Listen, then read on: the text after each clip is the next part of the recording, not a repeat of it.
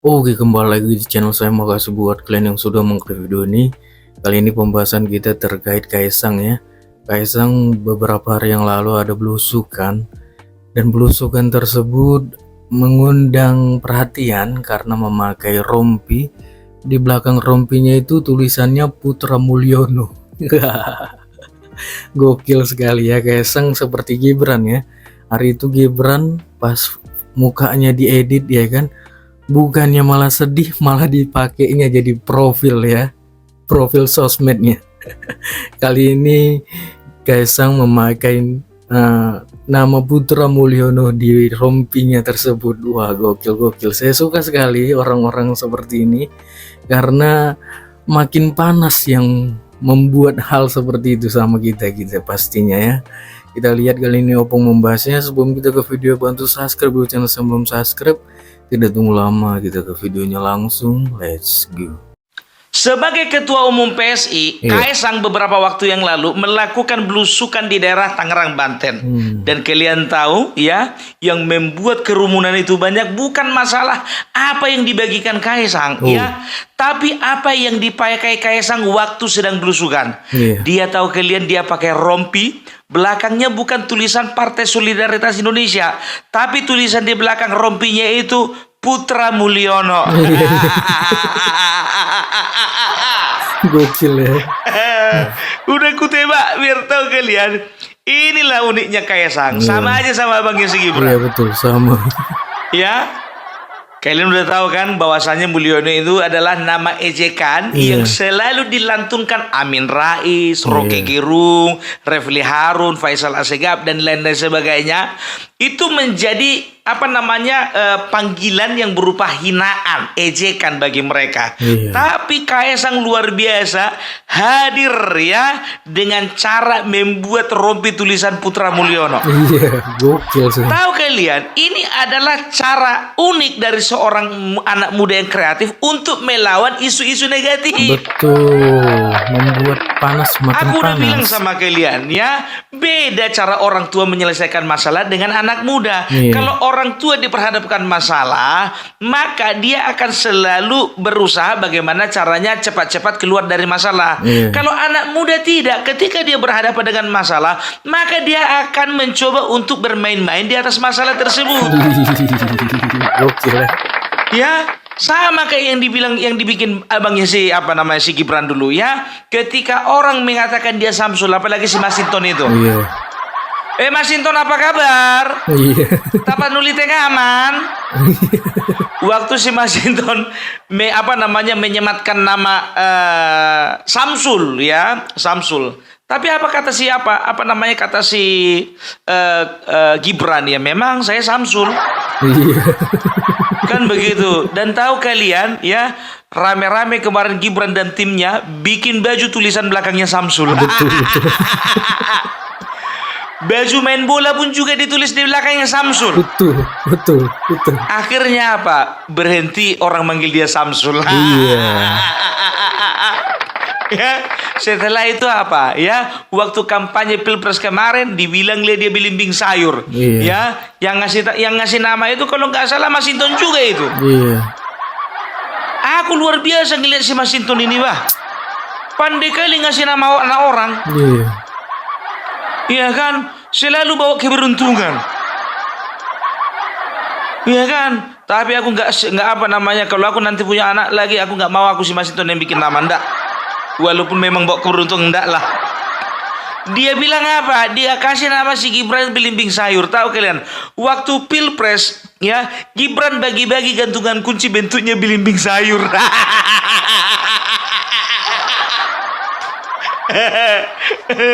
Makanya aku bilang ya, yakinlah kalian, yang bikin si Kaisang ya yang menginspirasi si Kaisang bikin baju Putra Mulyono itu si Gibran, gak ada lagi yang lain itu. Namanya Abang Ade. Kalian pun ya, jadi beda. Makanya aku bilang ya, beda cara ya. Kalau untuk menghadapi seorang Kaisang dan Gibran, nggak bisa pakai cara-cara konvensional. Cara-cara kreatif gitu loh. Setelah itu apa? Panggilan belimbing sayur berhenti. Waktu itu Mahfud MD mengatakan dia adalah supir truk ugal-ugalan. Untung aja panggilan itu nggak bertahan lama. Kalau sampai bertahan lama, dia bikin juga baju tulisannya, saya supir truk ugal-ugalan. Sama ini Kaesang ya. Kalau sempat kemarin isu pesawat jet pribadi ya kan, yang dia katanya numpang itu ya, apa dia pasti bikin baju lagi itu tulisannya di belakangnya itu kan, saya tukang nebeng pasti. Tapi kok tengok sekarang udah mulai reda.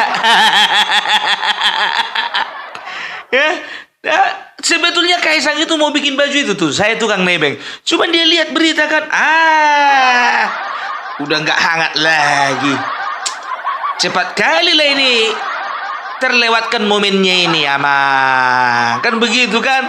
Apalah yang cocok? Oh, Mulyono. Dia bikinlah rompi belakangnya tulisan Putra Mulyono.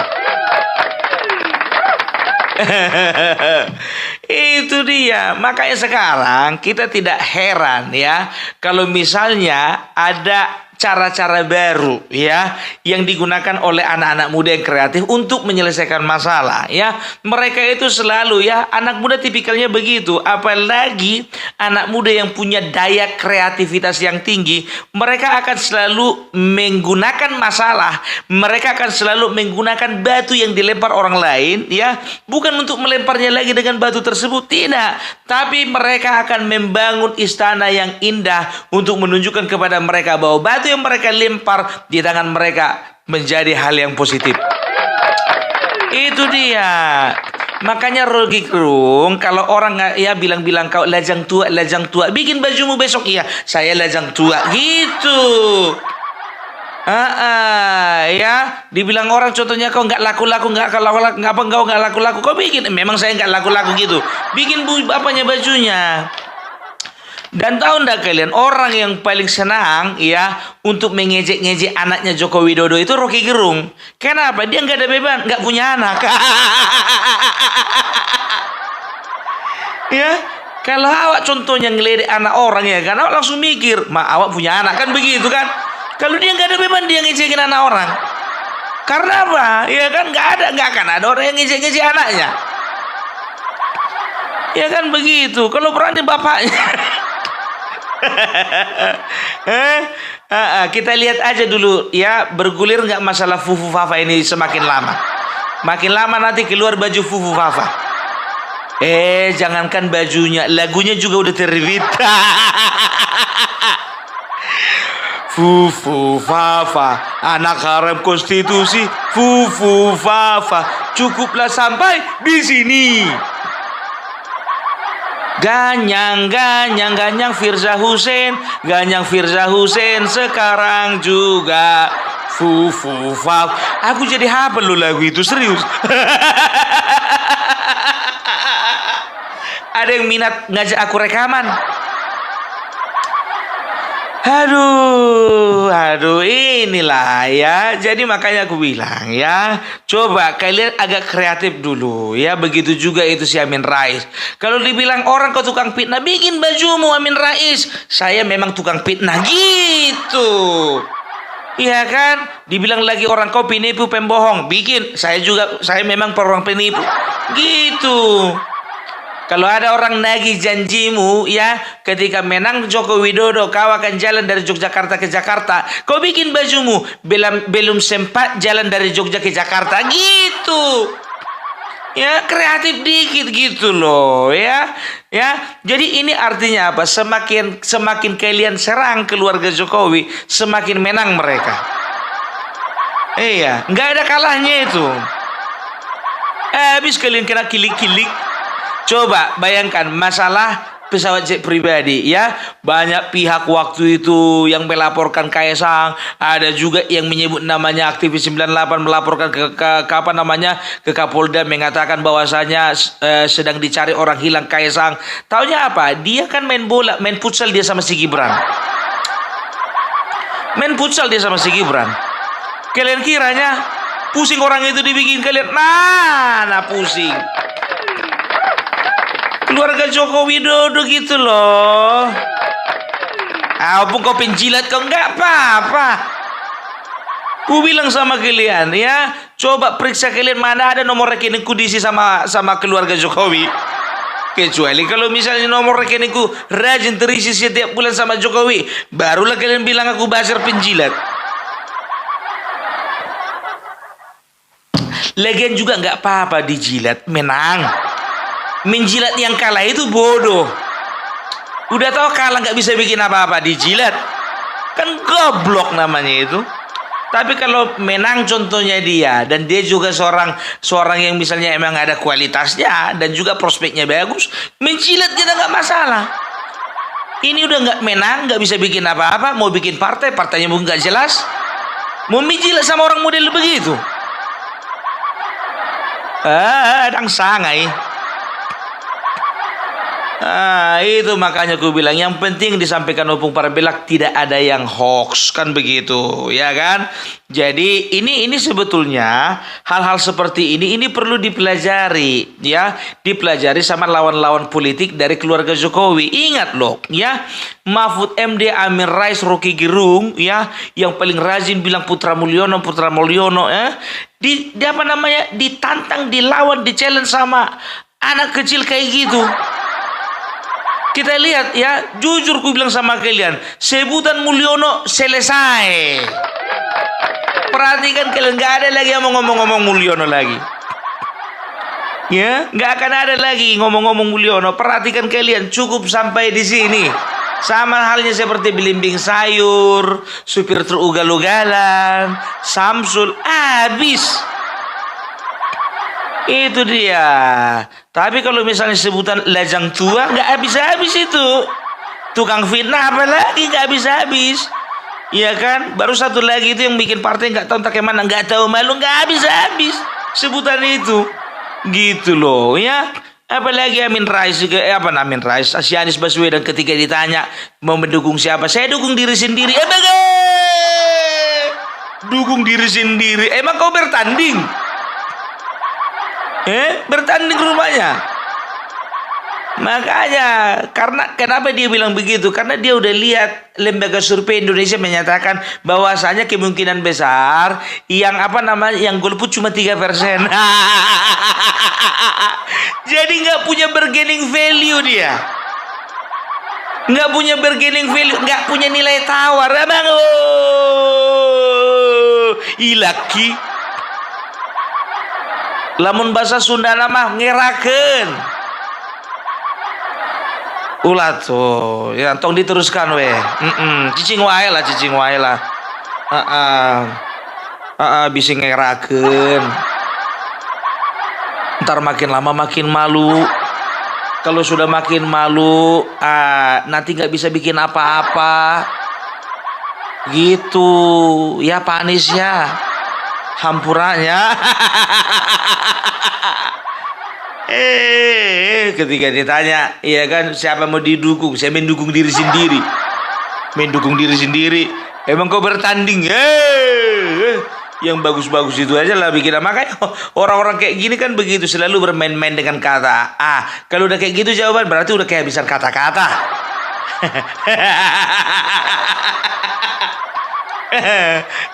Lihatlah sekarang masalah Fufu Papa, udah redup kan?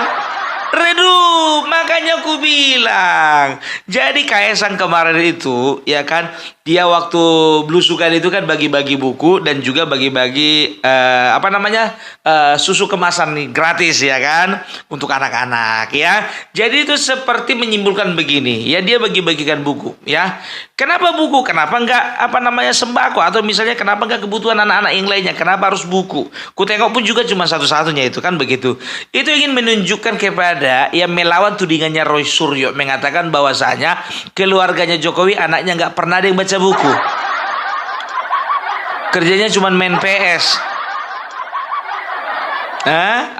Dikasihlah buku itu sebagai simbol, biar dinampakkan dulu sama matanya si Roy Suryo itu bahwasanya mereka memang betul-betul anak yang sekolah. Terus ada kasih susu ya kan begitu. Itu simbol juga. Ya ingin ngasih tahu sama Roy Suryo, makanya waktu kecil kau rajin minum susu biar otakmu encer. Nggak kayak sekarang.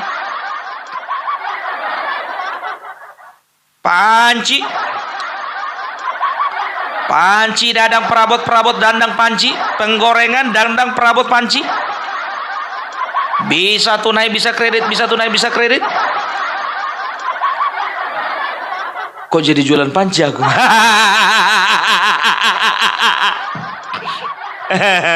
Jadi gitu juga Roy Suryo ya. Kalau misalnya kau dibilang kau ya melarikan panci milik negara, tuh bikin bajumu, saya memang tukang panci gitu aja. Kenapa rupanya? Iya kan? Itu untuk menunjukkan eksistensi dan juga melawan tudingan yang disampaikan orang lain. Kalau kau gak bikin baju kan berarti betul kau tukang panci.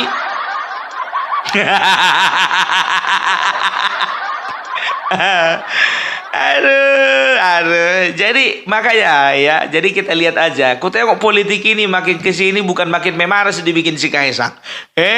Makin encer. Makin lucu-lucu.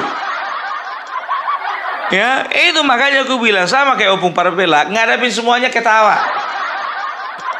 Lihat istri merepek, ketawa aja kita. Lihat anak minta jajan gak ada uang, ketawa aja kita.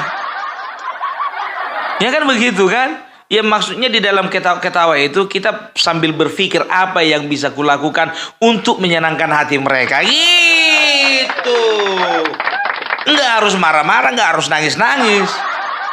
Sama itu kayak sekjen yang satu, siapa namanya itu? Lupa aku, Bah.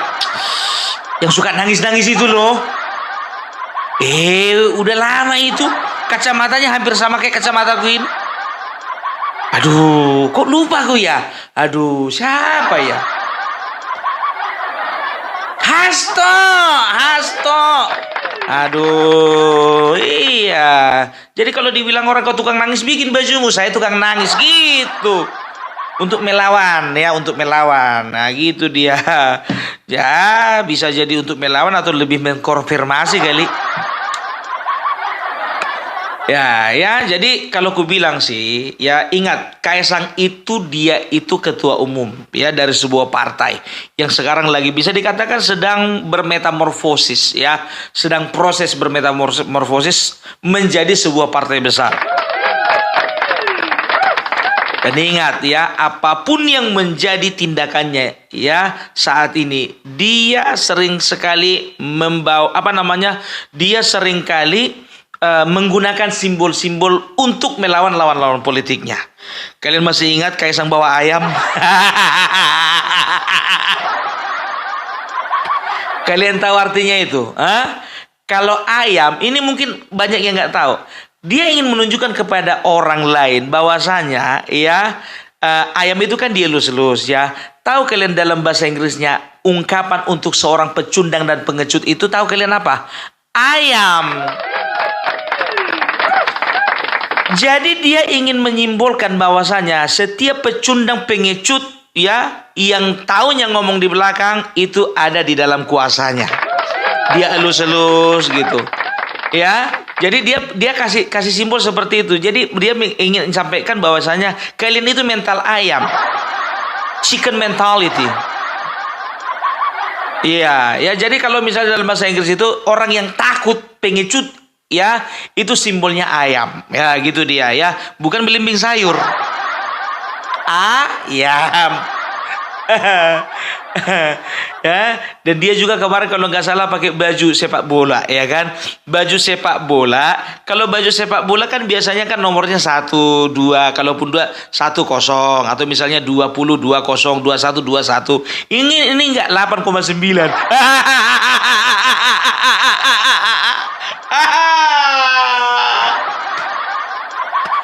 Begitu masuk lapangan dia pijak-pijak itu rumput. Kira-kira apa simbolnya ya? Ya kita lihat aja nanti ya. Lihat aja, selalu ada makna dari setiap tindakan yang dilakukan oleh Putra Mulyono. Aduh. Mati kali aku ketawa, Bah. Gak terasa kita udah hampir 20 menit kita ketawa ya kan. Gara-gara Putra Mulyono inilah. Taruhan kita. Setelah dia pakai rompi Putra Mulyono, udah berhenti orang-orang yang manggil Mulyono. Serius. Nggak ada lagi ya. Karena memang Mulyono itu kan nama asli Bapak Joko Widodo. Cuman karena sakit masa kecilnya digantilah menjadi Joko Widodo ya. Tapi pada hakikatnya setiap orang ya selalu memberikan nama yang terbaik untuk anak-anaknya. Gitu dia ya. Mulyono itu kan dikonotasikan negatif, padahal Mulyono itu memang memiliki arti nama yang sangat dalam di dalam bahasa Jawa. Iya. Makanya ya sama seperti Sugiono. Sugiono itu pun punya makna yang indah di dalam bahasa Jawa. Cuman kalau sudah disambung dengan nama kakek Sugiono, rusak. Nggak, aku sampai sekarang ku cari dulu orangnya ini. Siapa yang ngasih nama kakek Sugiono kepada pemeran bokep kakek-kakek itu? Meleset ini, Bang. Nama yang lain gitu, kek. Jadi malu tuh nama kawan-kawanku yang Sugiono. Dia bilang, Lapung, aku mau ke pengadilan negeri. Mau ngapain kok mau ganti nama? Kenapa? Gara-gara kakek Sugiono itulah makanya rusak nama aku. Ya masuk masalahnya apa? Iya dia ejek anakku, dibilang lah anakku itu anaknya kakek Sugiono. Aduh, sama parahnya dengan kakek Amin dong. Udahlah ya, jadi ya aku bilang sama kalian sudahlah, ya kalian sudahilah panggilan-panggilan Mulyono ya. Ketika kau menunjukkan satu tingkah laku yang rusak, jelek, negatif, demikianlah sebetulnya dirimu. Iya, ya. Itu dia, garbage in, garbage out. Sampah yang ada di dalam, sampah yang keluar. Jadi kalau busuk nampak di luar, udah pastilah busuk di dalam. Fitnah, benci, tuding, ya kan, kasar, provokatif. Itu yang kalian tunjukkan kan?